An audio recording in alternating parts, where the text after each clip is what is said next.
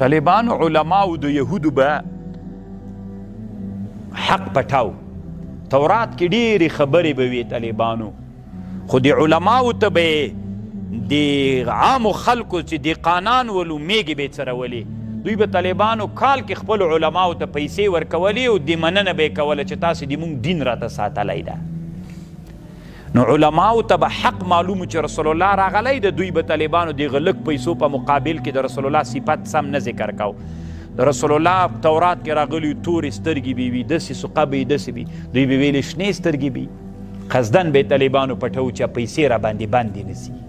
نو الله د طالبانو موږ د یهودو د علماو غوندې نه کوي.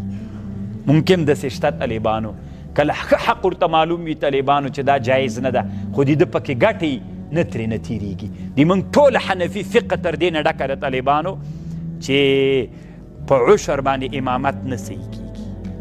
خو ته خو دا خبره جنوب کې وکوله پوسته کې در باندې وباسي. الله دې رحم وکړي طالبانو.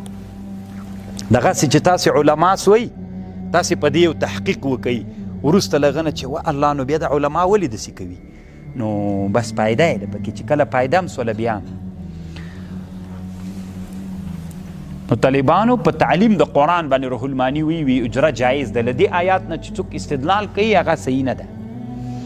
ولا تلبسوا الحق بالباطل، مبدلوي حق په باطل باندې وتکتمو او مپټوي حق وانتم تعلمون، تاسې پوهیږئ هم. نو دین علما استدلال کوي چې عالم چې حق پټوي نه ظاهر کوي دا حرام ده. واقیموا الصلاة، قائم کئ المنځونه، وآتوا الزکاة، ورکئ زکاتونه، وارکعوا مع الراکعین، رکوع کئ سره له رکوع کوونکو. دا خطاب یهودو ته طالبانو. نو دې نه معلومیږي علما وایي چې کافران مکلف بالفروع دي. پرون مې یوه خبره وکړه، کافران مکلف بالفروع دي که نه دي؟ دې آیات نه علما استدلال کوي ځکه دا خطاب کو یهودو ته و. وارکعوا، رکوع کئ مع الراکعین، لدی جن علما استدلال کوي چې د جمع المنت دا واجب ده.